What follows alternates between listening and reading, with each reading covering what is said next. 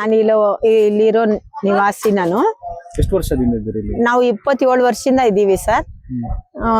ಇಲ್ಲಿ ಡೆಮಾಲಿಷನ್ ಆಗಿದೆ, ಮನೆ ಎಲ್ಲ ತೆರವಾಗಿದೆ. ಆದ್ರಿಂದ ನಮ್ಗೆ ಇರಕ್ಕೆ ಮನೆ ಇಲ್ಲ. ಇಲ್ಲಿ ಮೀಡಿಯಾದವರು ತುಂಬಾ ಜನ ಸ್ಯಾಟಲೈಟ್ ಚಾನಲ್ಸ್ ಅವ್ರು ಎಲ್ಲ ಬರ್ತಾ ಇದ್ದಾರೆ. ಯಾರು ನಾವು ಹೇಳ್ತಾ ಇರೋ ಮಾತು ನಮ್ ವಿಷಯ ಸರ್ಕಾರದ ತನಕ ತೋರಿಸ್ತಾ ಇಲ್ಲ. ಅವ್ರಿಗೆ ಯಾವ್ದು ಬೇಕೋ ಅದು ಮಾತ್ರ ತೋರಿಸ್ತಾ ಇದ್ದಾರೆ. ನಮ್ಮ ಅಳಲು ನಾವ್ ಏನ್ ಹೇಳ್ತಾ ಇದ್ದೀವಿ ಅಂತ ಅದ್ ತೋರಿಸ್ತಾ ಇಲ್ಲ.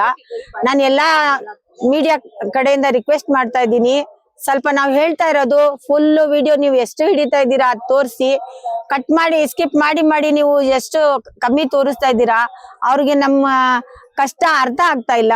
ನಾನು ಇದು ಹೇಳಕ್ಕೆ ಬಯಸ್ತಾ ಇದ್ದೀನಿ ನಿಮ್ಮೆಲ್ಲರ ಪರವಾಗಿ, ಎಲ್ರ ಪರವಾಗಿ ನಿಮ್ಮ ಹತ್ರ.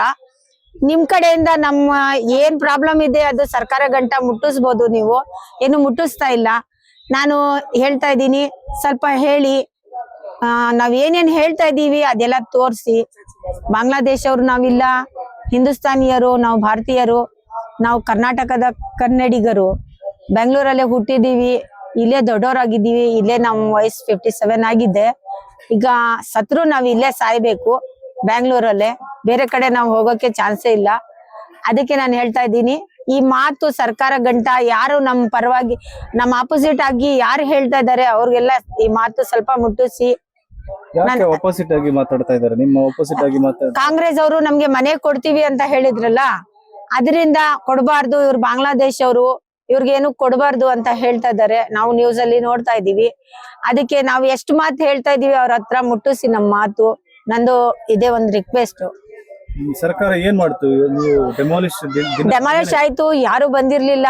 3-4 ದಿವಸ ಆದ್ಮೇಲೆ ಬಂದ್ರು. ಜಮೀರ್ ಅಹಮದ್ ಖಾನ್ ಅವ್ರು ಬಂದ್ರು, ಮತ್ತೆ DK ಶಿವಕುಮಾರ್ ಸರ್ ಅವ್ರು ಬಂದ್ರು. ಅವ್ರಿಬ್ರು ಬಂದಿದ್ಮೇಲೆ ನಮ್ಗೆ ಸ್ವಲ್ಪ ಧೈರ್ಯ ಬಂದಿತ್ತು. ಏನೋ ನಮ್ಗೆ ನಾಳೆ ನಾಡ್ದಲ್ಲಿ ನಾವು ಹೋಗ್ಬಿಡ್ತೀವಿ ಅಂತ ತಿಳ್ಕೊಂಡಿದ್ವಿ. ಸಡನ್ ಆಗಿ ಮಧ್ಯದಲ್ಲಿ ಅಡ್ಡ ಬಂದ್ರು BJP ಅವರು. ಅವ್ರಿಗೆ ಮನ್ಸಿಲ್ವಾ? ಅವ್ರ ಮನುಷ್ಯರಲ್ವಾ? ಒಂದು ಮನುಷ್ಯನ್ಗೆ ಸಪೋರ್ಟ್ ಮಾಡ್ಬೇಕು. ಏನು ನಾಯಿ, ಹುಲಿ ಅವರೆಲ್ಲ ಬರಲ್ಲ ಸಪೋರ್ಟ್ ಮಾಡಕ್ಕೆ, ಜಾನುವಾರುಗಳು ಬರಲ್ಲ. ಅದಕ್ಕೆ ಮನುಷ್ಯನ್ಗೆ ಸಪೋರ್ಟ್ ಮಾಡ್ಬೇಕು. ಅವ್ರ ಮನೇಲಿ ಈ ತರ ಆಗಿದ್ರೆ ಅವ್ರು ನೋಡ್ಕೊಂಡಿರ್ತಾ ಇದ್ರ, ಸಹಿಸ್ಕೊಂಡಿರ್ತಾ ಇದ್ರ. ಅವ್ರ ಕುಟುಂಬದಲ್ಲಿ ಆಗಿದ್ರು, ಯಾವ್ದೋ ದೂರದಲ್ಲಿ ಇರೋ ಕುಟುಂಬದಲ್ಲಿ ಆಗಿದ್ರು ಅವ್ರು ನೋಡ್ಕೊಂಡಿರ್ತಾ ಇದ್ರ. ಅವ್ರದ್ದು ಅಕ್ಕ ತಂಗಿಯರು, ಅಣ್ಣ ತಮ್ಮಂದಿರು ಅಂತ ತಿಳ್ಕೊಂಡು ಅವರು ಮಧ್ಯದಲ್ಲಿ ಬಂದು ಕೆಲಸ ಮಾಡ್ಬೇಕು. ರಾಜಕೀಯ ಮಾಡಬಾರ್ದು ಅಂತ ನಾನು ಬಯಸ್ತೀನಿ. ಇಷ್ಟು ದಿನ ಆಯ್ತು ಈ ಡೆಮೋಲಿಷ್ ಮಾಡಿ, ಮನೆ ಇಲ್ಲ, ನಿಮ್ಗೆ ಊಟಕ್ಕಿಲ್ಲ, ಹೇಗೆ ಮ್ಯಾನೇಜ್ ಮಾಡ್ತಾ ಇದ್ರಿ? ಸರ್, ಇಲ್ಲಿ ಸ್ವಲ್ಪ ಸಂಘಟನೆಗಳು ಬಂದಿದೆ, ಕೈ ಜೋಡಿಸಿದ್ದಾರೆ. ಅವರು ಊಟದ್ದು, ಆ ತಾಡ್ಪಲ್ ಕೊಡೋದು, ಬಟ್ಟೆ ಕೊಡೋದು, ಬೆಡ್ಶೀಟ್ ಕೊಡೋದು ಕಷ್ಟ ಆಗ್ತಾ ಇದೆ. ರೋಡ್ ಮೇಲೆ ಮನೆಯಲ್ಲಿ ಸಂಸಾರ ಮಾಡೋರು ಬೀದಿ ಮೇಲೆ ಬಂದ್ರೆ ಏನ್ ಕಷ್ಟ ಆಗಲ್ವಾ? ಟಾಯ್ಲೆಟ್ ಇಲ್ಲ, ಬಾತ್ರೂಮ್ ಇಲ್ಲ, ಈ ತರ ಆಗಿದೆ.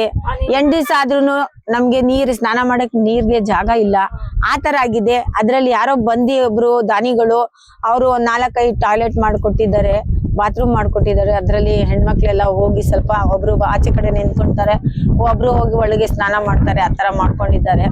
ಇದು ನಮ್ ಕರ್ನಾಟಕದ್ದು, ನಮ್ ಬ್ಯಾಂಗ್ಳೂರ್ದು ರೂಲ್ಸೇ ಇಲ್ಲ. ಈ ತರ ಜನ ಯಾರು ವಾಸ ಆಗಿರ್ಲಿಲ್ಲ. ಇಲ್ಲಿ ಮಾತ್ರ ಈಗ ನಾವು ನೋಡ್ತಾ ಇದೀವಿ. ನಾನು ಇಷ್ಟು ವಯಸ್ಸಲ್ಲಿ ಯಾವತ್ತೂ ನೋಡಿರ್ಲಿಲ್ಲ ಈ ತರ ಬೀದಿ ಪಾಲಾಗಿದ್ದು. ಇದು ಫಸ್ಟ್ ಟೈಮ್ ನಾನು ನೋಡ್ತಾ ಇದ್ದೀನಿ. ನನಗೂ ದುಃಖ ಆಗ್ತಾ ಇದೆ. ಎಲ್ರ ಪರವಾಗಿ ನಾನು ಈ ಮಾತು ಹೇಳ್ತೀನಿ.